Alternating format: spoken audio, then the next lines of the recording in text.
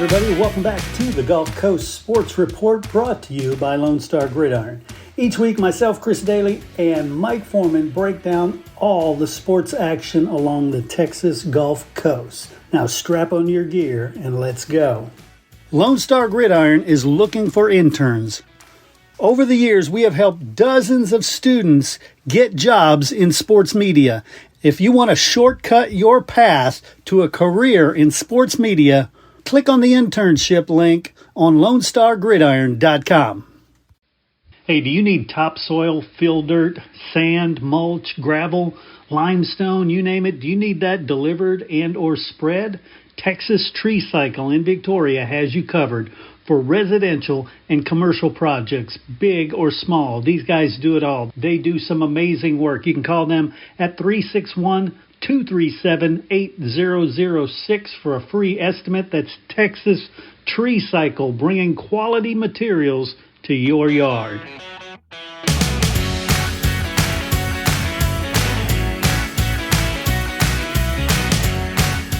All right, everybody, welcome back to the Gulf Coast Sports Report. I'm Chris Daly, joined always by Mike Forman. How you doing, Mike? Doing okay, Chris. Nice. Yeah, I tell you, I guess start with the bad news, right? The heat has been rough, and I'm sure you've heard about the Lake Travis kid. Yes. Hensley, cardiac arrest. They did everything they could. I mean, Lake Travis, they've got facilities, they've got everything. They flighted him to Doelle. He did not pull through at ICU, and so that's sad. Yeah, it's it is hot out there, and I know coaches know, and they take precaution. They do a lot of water breaks. Yeah. I've been to a few practices, and they do what they can, but there's no two ways about it. It's hot. I was out there this afternoon just going to the store, and right. I mean you can feel it. There is a little breeze today. Yeah. But there's some days where it's just plain hot, and I don't know. I know a lot of people try to beat it by going in the morning. Yeah. Going say 6 o'clock in the morning. Mm-hmm. But it's still pretty humid at 6 in the morning. It's crazy humid, yeah. And Lake Travis, I've been to their practices when I lived in the area. They've got a indoor practice facility. It's not a big air condition, but they have big fans, and it's shade, so it's pretty pleasant under there. Right. So I wouldn't doubt if there was some other situation. And I'm only speculating that there were some other health issues related to it. That's very possible. And, it's funny because I was talking to someone about that, about indoor facilities. Mm-hmm. Those things are expensive. Yes. You're talking millions of dollars to build one of those. And I mean, with the way the school districts are now, with the crisis they're in, you don't have too many people that can afford to build those things. Well, one of the things that's happening, and Corpus Christi Tulsa Midway did this in their bond that they put forth. They created a covered facility. It's open air, so there's no walls. It's a cover, basically, like a carport, but it's the size of a football field, and they're able to put it into a bond as not exclusive for football because band practices there, and several other classes are able to utilize the space. So a lot of teams are getting smart about things like that, because even cutting out that direct sunlight, that's got to help a lot. Yeah, I would think so. And if there's any kind of breeze, that will help. But, it's just hot, though, and it's going to be hot. Probably right through October. It's going to be pretty hot. So, and, let's face it, the first game is at the end of the month. Mm-hmm. So, it's going to be hot that Friday night. So, you have to kind of acclimate yourself. Yeah, I'm trying to do that personally, and I'm hoping it cools down before October 4th, because that's when I plan to summit Guadalupe Peak. So hopefully it's not too crazy hot that day. Yeah, I know. Let's hope not. So, But anyways, this week on Tuesday, I went out to Refugio. That was my first look at the Bobcats, and I have to admit, when I walked out on the field out at Jack Sportsman Bobcat Stadium, I was shocked. I mean, I have never, since I've started, seen so few players. Really? Refugio has I think it's 30-something players. Wow. And it's got nothing to do with just people not playing. It's got to do with they just do not have the enrollment. In fact, when they open their doors, when school starts, I think Refugio starts Monday, they will be a 2A D2 school. But, of course, during realignment, they were D1. Right. So, but I think it's almost certain that next time they're going to drop to D2. They just have very small classes, and the key, they're going to have to stay healthy. That's all there is to it, because they just do not have the numbers.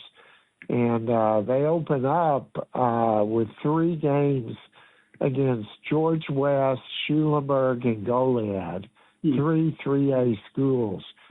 So the key for them is obviously staying healthy through that. And they were telling me in the younger grades, they have some kids coming, but it's going to be a little while before they're back to where they were. Yeah. So it's tough because as I say, that community, like you said, is just shrinking. There's not a lot of industry there. There's not much there, so they need something. Well, and the other thing which that's been talked about is they've talked about putting a bypass, for 77. And I'll tell you, I've talked to some city council people down there, at least the ones that weren't arrested today. But I talked to some city council people, and I've told them, and they know they've got to annex some land. Yep. Because otherwise, I mean, can you imagine if there's a bypass? Yeah, no one will ever go. I know. I mean, that city will almost disappear. Yeah. So, that's in the future. But I've also been out to Ganado, and I'll tell you what, they look good, and which they should, because they lost really only 2 starters. Right. And one of them, of course, Austin Pena, was an exceptional receiver. Right. But they've got almost their whole line back. They have their quarterback back. They have Logan Burrish back in the backfield. They have the makings of a very good team. Yeah, no doubt. And the town has been fired up recently between all their various state championships in the last couple of years. So there's a lot of people. I'm sure participation is high. Yeah, although their numbers are not, exceptionally high, they still have a varsity and hopefully a JV. But, the thing I've noticed is, even in Yoakum, is numbers are kind of down almost everywhere, it seems like. Except now, the exception to that rule was Cuero, because when I went out there for their intra-squad, they were telling me they had over 50 freshmen come out. Wow. And that's crazy. Yeah, that's unheard of. Well, But it ties into what the city does to attract businesses, and with businesses come jobs, with jobs come families, and that's what Cuero has done better than any of these cities around here in the last few years. Their economic development group is powerful, and they're doing great stuff. yeah, you're right. And of course, with the tradition there, that's the thing that makes people want to play football. Right. But so anyways, I start getting a better idea now with scrimmages starting this week. Mm-hmm. So I think you'll get to see a little bit of what teams have. Yeah, I may try to catch the Bay City West scrimmage. I'm just not sure yet, depending on how my Friday ends up. But how about you?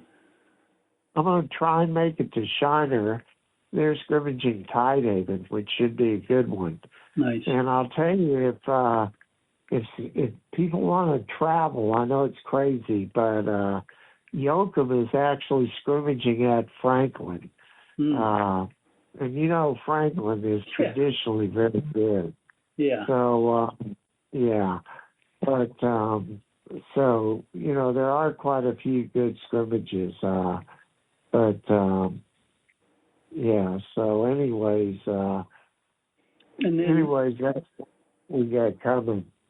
Yeah, and then, everybody's got a couple weeks now to figure out what games they want to go see on opening week. There are some great ones all around the area. What is your thought right now on opening week? Well, I'm telling you, I can just off the top of my head tell you there's Calhoun and Victoria West, there's Yoakum and Cuero, you have Ganado and Tidehaven, and you also have Bay City and Columbus. Mm-hmm. And I mean, Columbus is ranked number 1 in the state in 3A D1. Yeah. So, I mean, there's 4 games right there, right off the bat. Yeah. Which should be pretty interesting, pretty competitive games. And I think the Shiner Industrial one has a good opportunity, more importantly than anything else, to see how both these teams are going to start the season. Because either one could have a great season, or they could stumble out of the gate a couple weeks. Yeah, and of course, Shiner's made a habit of playing bigger teams in pre-district. So, and I've always talked to coaches, and for instance, I think Yoakum's a good example of that. You look at last year, I mean, they took some losses, during the season. Yeah. But when the postseason started, they were good. And it helps them, As I say, we've talked about Port Lavaca Calhoun for the last several years. They do the exact same thing. They go 0-3, 0-4, and then they'll go a couple rounds deep in the playoffs. Right. So I think it's really important to, to at least have, if you play 4 or 5 non-district games, to at least have a couple there where you're challenged. So, win or lose, it can make you better. Yeah. And let me ask you this. What do you think about Edna and West Columbia? I'm a little, I really don't know what to make of Edna. Yeah. Of course, going to Region 3 is going to be a big thing for them. Right. They obviously are talented. There's no question about that. We've seen that. What have they gone to the regional final like 4 straight years or something? Yeah. So I mean, they just haven't been able to get over the hump. And the unfortunate thing for them is they're now in the district with Columbus. Yes. So we'll see how that goes. But I know they have Maverick Robertson back, their running back. Yeah. And they've got some kids back. So, I mean, they should be very talented. Yeah, I think they'll be good. I did a team preview. We haven't released it yet, but with Jamie Dixon, and he seems pretty positive about things.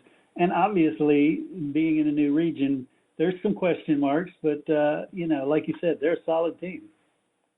Yeah, they are. And I'll tell you, I'm not sure, 100% sure yet, but I believe the second scrimmage is going to have Ed and Yoakum scrimmaging each other. So I might go out there.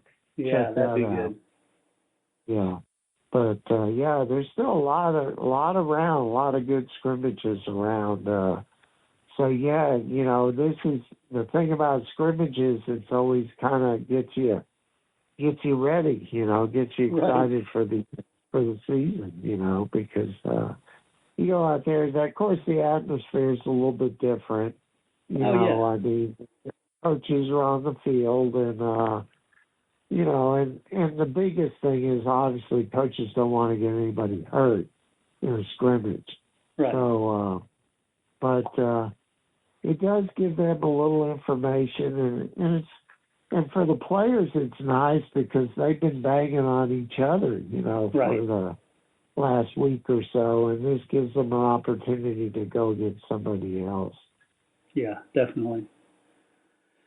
Cool. Well, we're inching closer, and can't wait to get this thing rolling. Yeah, and that's true. We are getting closer, and of course, we should mention volleyball has started already.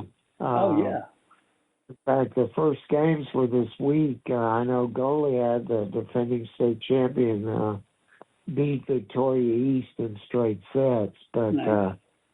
So Jess Odom, she does a great job over there at Goliad, and she's going to have another good team. So, that they're going, and the cross country will start going pretty soon too. That's true. I'll take this opportunity to reiterate: we are looking for some interns who want to. Get started in sports media, and maybe you just want to cover your team. That's fine. We would love to have you report on the games or take photos or shoot videos, whatever it is, you want to build in terms of a portfolio, and we can help you. We'll give you some guidance. We'll teach you what we know. Yeah, and I'll tell you that is really important because when you go look for a job, yep, they're going to ask you what you've done, and if you have something you can show them, that makes a huge difference. Yeah, and it's a good way to start, and it's a good way to see if this is what you want to do, and you get to go out, see football games, and whether you want to write about it, whether you want to, like Chris said, take video, take pictures, this is a good way to start, and so just let Chris know and drop us a line, and, I'm sure look, there's, in this area, there's usually 20, 25 games a week, so plenty of games to cover. Yeah. So if you want to get out there and do that, then this is a great opportunity. Definitely. And I tell you, one of the things I love best about it, in having done this now for 25 years, is seeing these interns get into the business and move forward. I've got at least 24 at last count that are in sports media around the country right now. I mean, the main sports anchor in Las Vegas was an intern, and he's covering the Super Bowl, he's covering the WNBA championship, he's doing all of it, living his dream. Yeah, well, that's great. Yeah, so do that, and also remember that you can check us out on Gulf Coast Sports Report on Substack.com, and we'll have videos, and once the game starts, we'll have game stories and things like that. So, we want to keep it because we think kind of our mission is to give these kids the coverage they deserve. Amen. That's what it's all about. Cool. Mike, what else do you have? Well, I just recommend that you stay as cool as possible and as like me, wear your floppy hat when you go out in that sun. I learned my lesson the hard way, when I had skin cancer removed from my ear. Ouch. I learned that wearing that floppy hat is pretty important. That's right. So, and I'm to the age where I don't mind that it makes me look old. Yeah, I'll tell you, it may look funny, but it beats the alternative. That's right. I want to be around for a while. Yeah, it's funny. My wife tells me when I wear that thing, I look like Henry Fonda in On Golden Pond. I don't know if you saw it. I love it. Saw that movie, but it's okay. If it does the job, then I'll live with it. Right on, right on. Well, thanks, Mike. Always great to talk to you. Can't wait to see you out on the field somewhere. All right, Chris. You take care. Take care.